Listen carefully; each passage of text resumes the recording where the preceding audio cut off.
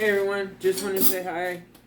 Hope everyone's having a good day, and still getting the kit all dialed in. It's taking me longer to get this done. I did a bunch of drums and then changing all the heads on it, plus the tuning.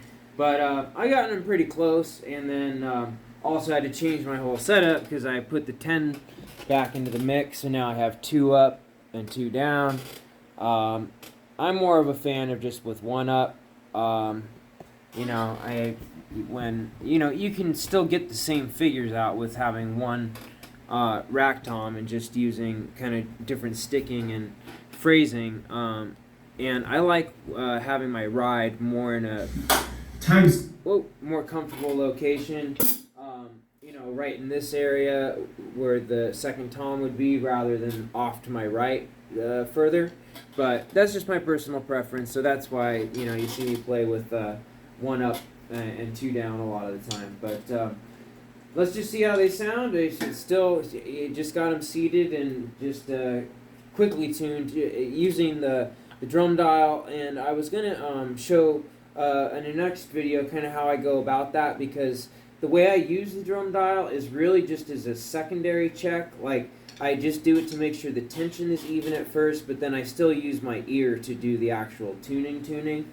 But what will really help is just getting rid of the wrinkles, and then you barely have to do any work at all or make hardly any turns, and just use the dial as your gauge to make sure you're getting the exact same tension, and you're not just guessing like, oh well, a half turn, hopefully this is exactly a half or a quarter turn on each lug that I do. That way you can measure, and it has very small increments of PSI, so that way you can just get a quick general idea, and then I use my ear more for tuning. So but I'm just letting you know right away, they're not in perfect tuning or how I am going to have it sound, but I just wanted to show the difference between the clears and the UVs. So I'll just hit the toms for you. And that's, I put some muffling on there too to try that. So.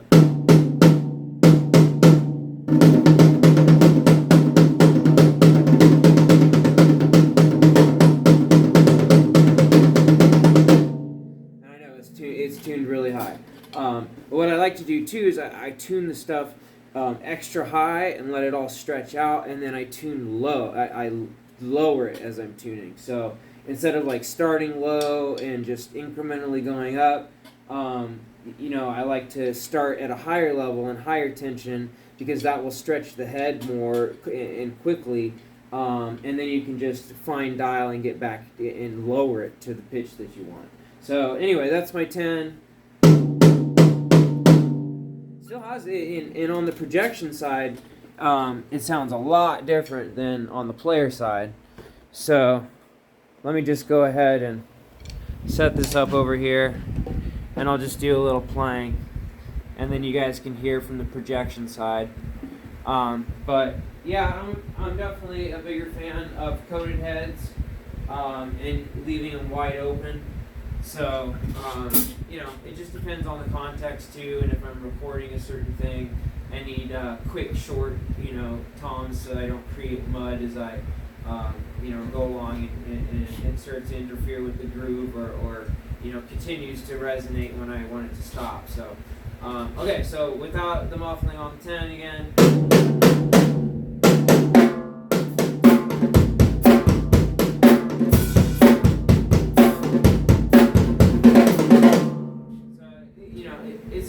I like my drums cranked usually a little bit higher, but what I'm going to do for the Mapex is just lower them all back down. And the great thing is, because the Mapex, and I know that Marcus just got the Evolution series, which is really cool. That's the next step up from the Saturn. But it's got different shells. It's got walnut birch instead of walnut maple. So just sounds a little different. But the thing I like about Saturns, or Mapex in general, is that you can just get this stuff to finger tight, and then you'll already have a fundamental and a note coming out just at finger tight. So you barely have to do any turns to get these tuned. and they have what's called a sonic clear bearing edge, which is kind of a round over edge, but it still has a sharp back cut for the bearing edge. So basically the bearing edge starts on the outside of the shell, rolls over, and then on the inside has the back lathe cut of the bearing edge, which creates a rounder and better evenness of how the head sits on the bearing edge all the way around. And same thing with their mounting system. So basically they went for as much sustain and resonance possible, and sonic clear just stands for basically the bearing edge, the way they make the drum, so that you get more resonance out of the type of bearing edge that they use and the way that they lathe it and create it. And then in addition, the mounting you can see how the drum will just turn and is floating off this. So the drum can resonate more freely, because it's got that type of the mount. And then in addition to that, they have these sonic clear mounts that go onto your cymbal stand mounts. So with all those combined, the cymbal stand mount, that's the sonic clear, then the actual mounting on the drum, that's a sonic clear, and then the bearing edges are sonic clear. So all three of those are basically, and I can be honest enough to say maybe it's a gimmick, I don't know, but I have realized that it creates way more resonance because all of the sound waves and everything are getting absorbed into the mount and going into the cymbal mount and then getting absorbed by, if you have rack mounted toms.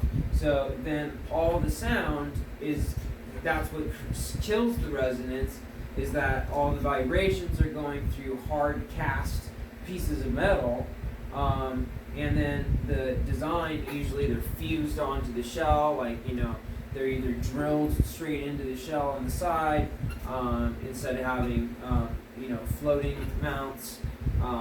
So just saying that Mapex is great for that because you can just barely go past finger tight and get a really good low fundamental to your drum. So, but it just depends on if you like kind of more flubby, quick rock sounding, or if you want your drums to sing kind of thing. And because these are brand new and I'm letting them stretch, I'm tightening them, getting them really tight so they stretch out. Second, that's the 10. Here's the 12. 12 is pretty good. That's the 12. 14. Pretty close. And these floor toms are just amazing how resonant they are. And then the 16.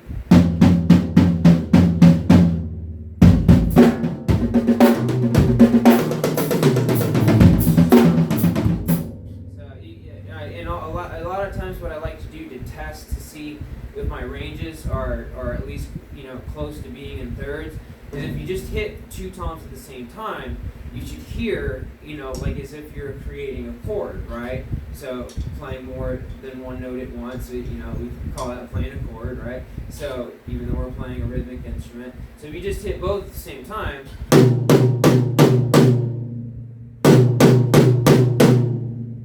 you see how they're making that same pitch of the da da da da da. So whether I'm playing the 10 alone or the 12 alone, then you play both together. Okay,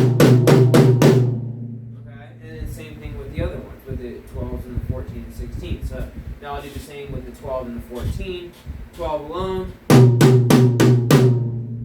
14 alone, together.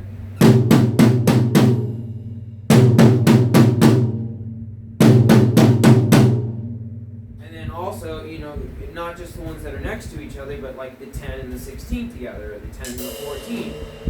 And another thing, sorry, let me just put this off to the side. My mount just came undone for one of my mics, so let me just put that over there so it's not going to be in the way. So then you can hit your 10 and your 14.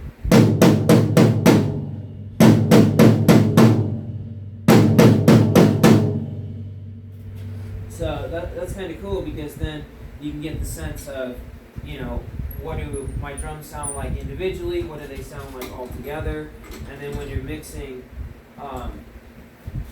playing like flams or multiple tom grooves, that kind of stuff, then you're able to see, okay, are they going to match when I do that? So then, I don't know, maybe let's try the 12 and the 16.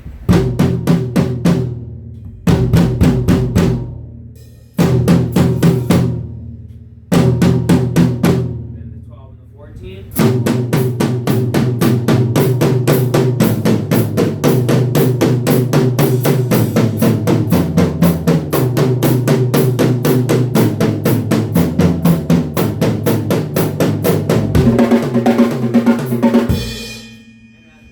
Last but not least, what I'd like to say is that I oftentimes will use my snare as a tuning mechanism too.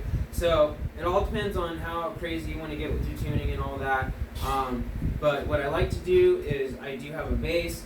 So what I do is I play the low E, just open E on that, and then I try to match my bass drum to that low E of that boom, boom, dong, right? So then you can kind of first tune your bass drum.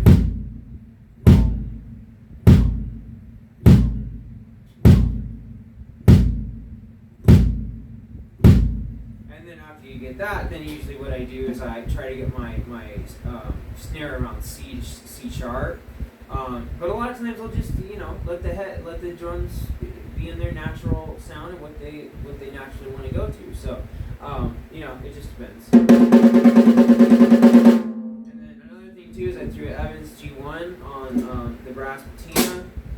Just because the texture coder I've been playing with forever, and it's just starting to get worn out after, I don't know, like 6 to 8 months of bashing on it every day. So the Evans G1, that's another great head that sounds great on this. A great sensitivity. You can throw a dot on it if you want to kind of get rid of the overtones of it. But the whole point of having good brass drum is to let it ring and to let it have those good overtones. Because if you just want a quick tap, tap, tap, then just get a wood drum, because metal drums are meant to speak and sing and ring, that's why the shells are made that way. But the cool thing is if you are playing a tune and you want to get just the rock sound out of it, then just throw a dot on it or a big fat snare cover, whatever, okay? So back to my point of using the snare for tuning. How to tune itself, but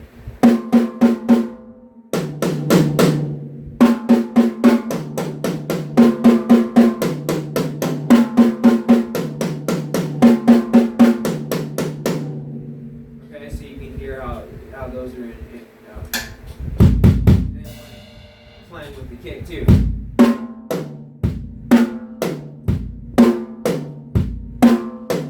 Okay, and then snare and the 12-inch. So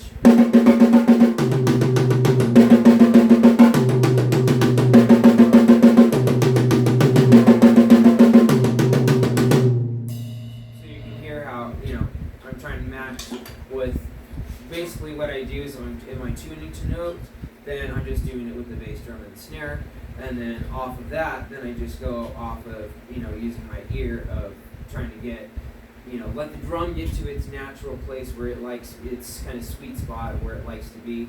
And I find that these drums like to be in medium tuning the most. So that's why I have them there also, because of letting them stretch. But, medium tuning seems to work really well for these drums in a variety of genres. Because, you can go really low, like I was saying, your finger tight, just basically finger tight, and still be able to get a good note out of it. But it's really flubby, and I don't know, I guess just personal preference, but and the whole reason of why they designed this kit is for the resonance, is to make it as resonant as possible and to make it speak. So, to muffle a bunch out of it, or put O-rings on it, and pillows inside of it and all that kind of stuff, I just feel would be like, well, I would have just gotten a Tama with die-cast tubes, or kept the Pearl Masters Custom I had that had that really quick fundamental with the re-rings in it, because I wanted to go the opposite direction, because I've said this a few times to other people. My philosophy, always better to have and then be able to take away. So have an instrument that will resonate a lot, or that you can just easily change from a flange tube to a die cast on these too if you want to do that. A lot of people do that on their snares. Well, they'll put a die cast on the top and leave the flange on the bottom. But just basically that if I wanted to get that quick fundamental and the die cast sound and all that, then I would have just kept the Pearl Masters, or gotten a Tama or something like that. But the reason of this and why I like the Gretsch's too is because they sing, and so does the DW. So that, I guess, that's personal preference, but I think it's better to have that and then be able to add whatever you want to muffle it to get the sound of the other kits, or the die cast or muffled sounding kits.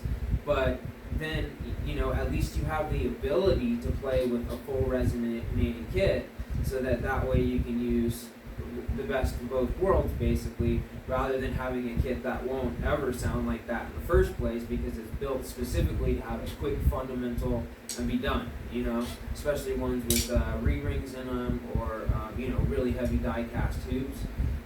So I don't know, I just think that it's a little bit better to have something that will resonate and then be able to muffle it to get the sound of a die cast or something, rather than getting something of the same price range that's a die cast that you can't get to sound like a resonating kit like this. Okay. So sorry, I point with my hands so much that I'm always accidentally. I do that at the academy too.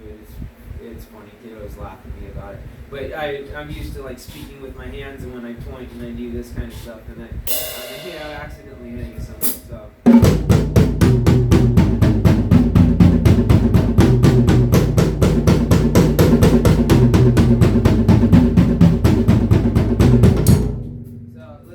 If I turn snares on, and I don't know, if you just do kind of like a little fill thing. And please let me know what you guys think about the sound.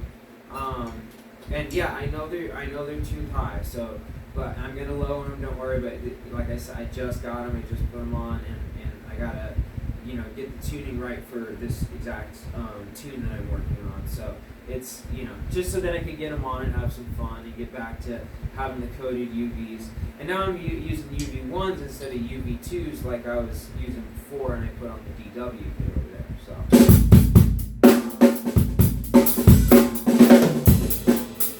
Oh yeah, and I added splash up here too. So Brian got me thinking about it. So and I'm gonna get a stack too. I have just a little bit of money, but I'm gonna go down and see if Ed has something that he can rig up with me, and then get some sort of either a pneumatic second hi-hat, or do a stack kind of thing. I'd rather have a stack, and just kind of put it next to the hi-hat somewhere, so that way I can do like 5 strokes and do it like.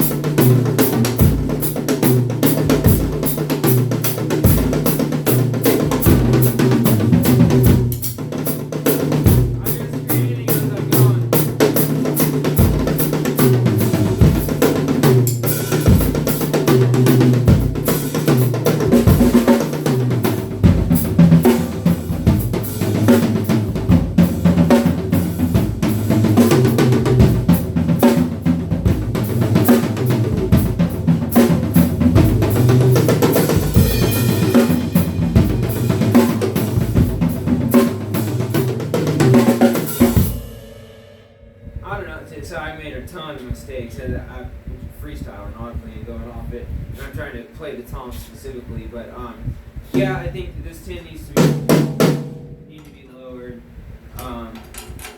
But it's already, I don't want to lower it too much. So probably just need to work with the reso a little bit better. But what do you guys think as far as tuning and with mid-range? So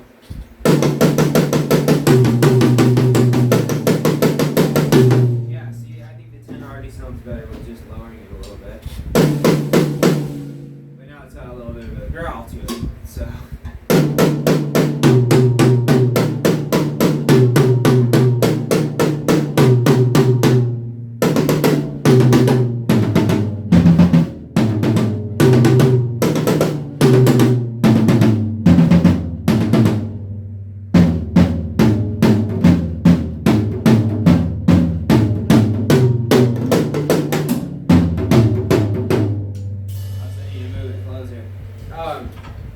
So please let me know what you guys think.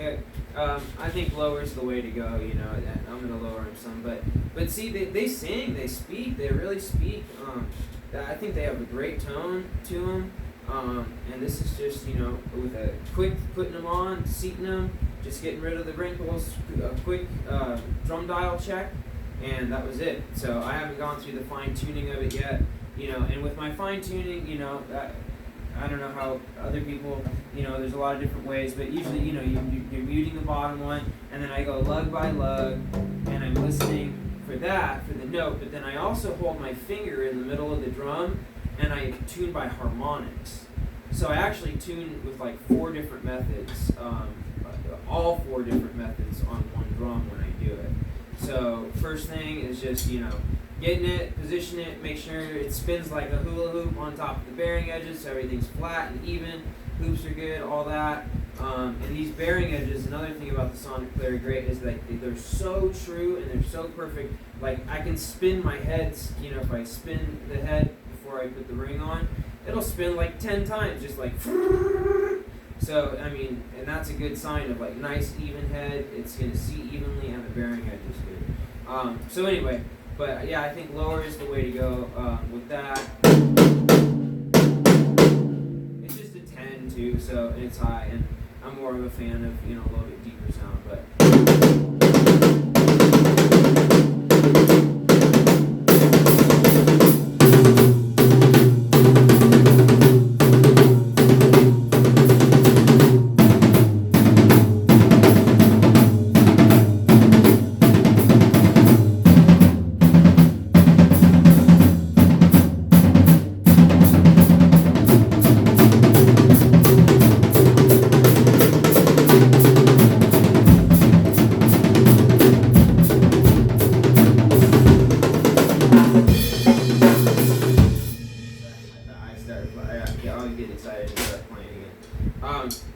Yeah, I think they're good for that tuning. It would work great for funk or jazz, that kind of in that tuning.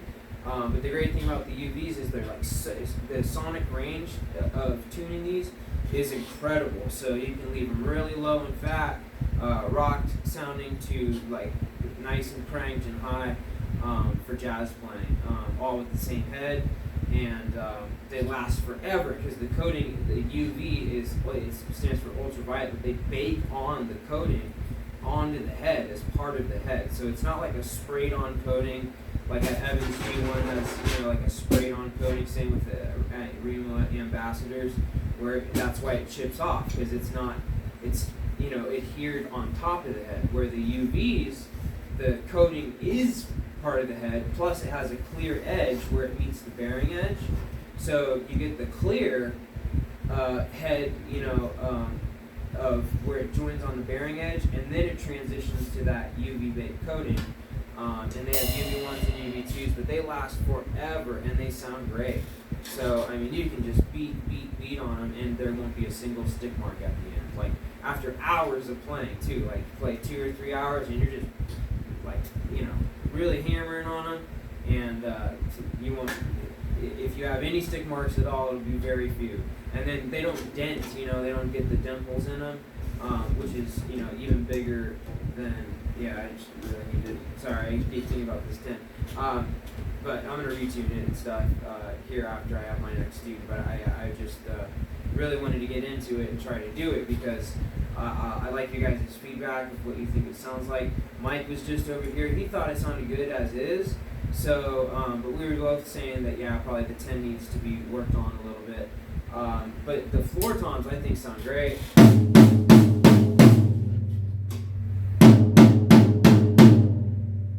then the 16.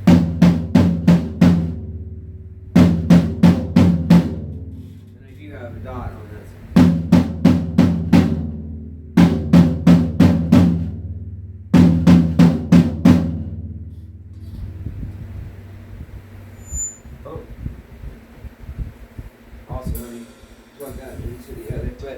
This video is getting really long, so I'm going to stop this video. But yeah, if you guys can please just give me some advice of what you think, how they sound. I know for different contexts, different sounds, and that stuff. But just for a general purpose of recording and for doing multiple genres and that stuff, I think it's a good one. If anything, just lower them a little bit. But I think the floor toms are good. And these drums definitely have a sweet spot where it's, if you go too high or too low, then the drums don't speak like they will if you put them in, a medium tuning with not a significant, but a good amount of tension with it. And with the drum dial, I usually use, if people have them, I can't recommend drum dials enough. Drum dials are fantastic. They basically turn like a 30-minute tuning job into 5 minutes. No joke. So, you can go around quickly, detune the whole thing, get rid of the wrinkles, use the drum dial at each lug, make sure that you're matching the exact PSI per turns as you go around. Then the drum will naturally be in tune with itself because you have exactly equal tension around the whole thing. Now, they might sound different when you hit each lug. Some might sound a little different even though they're at the same tension. But what happens is then if you put the dial right in the middle, it will give you the overall tension of what the head is, instead of just the individual lugs.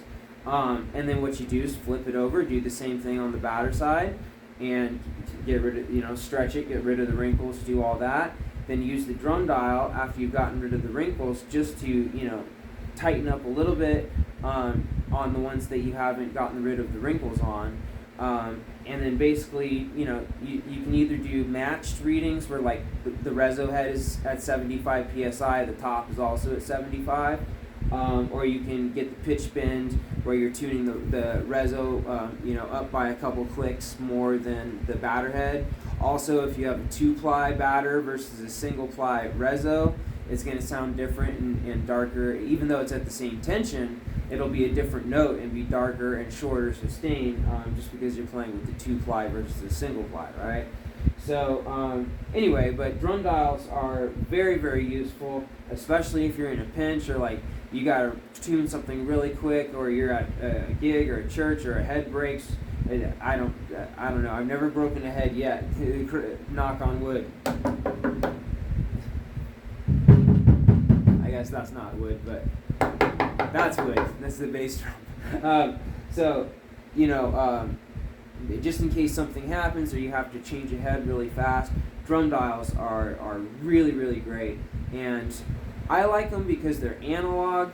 They use a pressure needle. They use a gauge, which is easy to read, versus a tune bot, which uses the frequency response of hitting and the hertz. So it's using hertz and the exact what it's hearing from each one, and then it will tell you the number that's best for that size of drum, or what individual lugs, what the hertz of those are versus what they should be, and it'll tell you to either go up or down. It's kind of like a guitar tuner, but for drums, right?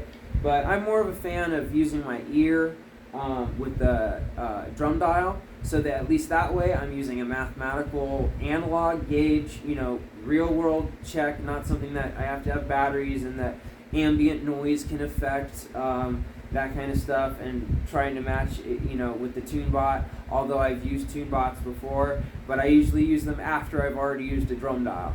And the drum dial and my ear, I've been able to get to the exact same tuning as people who have used, the tune bot to tune their entire thing, and they're like, how did, and in half the time.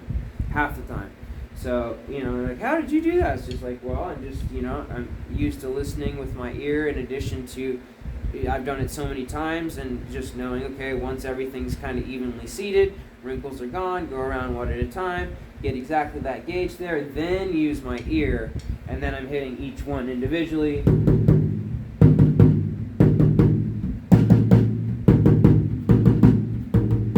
That kind of thing. I'm doing it on a bass drum right now, so it's going to be a lot different. So I go around doing that.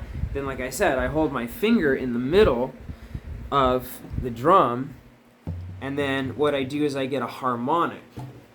So, and especially on clears, it'll ring, but if you hold in the middle and you hit on one of the lugs,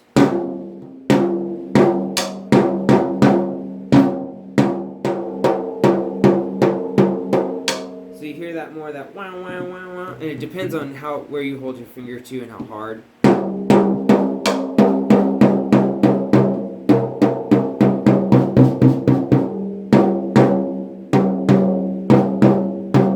But do you hear it? So basically, instead of just hearing, now I'm listening to the harmonic of.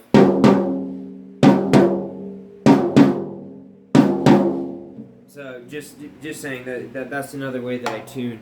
So with using that, I usually find that I get a pretty accurate reading in the end, but it also makes it very meticulous, and I'm kind of OCD about it. But I like my drums to sound good, and I use them a ton, and especially when recording, that's one of the most important things, is that besides having something to record with, but your drums gotta be in tune, and your drums gotta be sounding good to be able to get a good recording. So it's tuning's very important. Alright guys, super long video, but hi everyone, please let me know how the toms sound. Love you guys, happy drumming, and then maybe I'll do a little bit of drumming now before I have to go in for my 1:30 lesson. So love you guys, take care, have a great day, or a great weekend.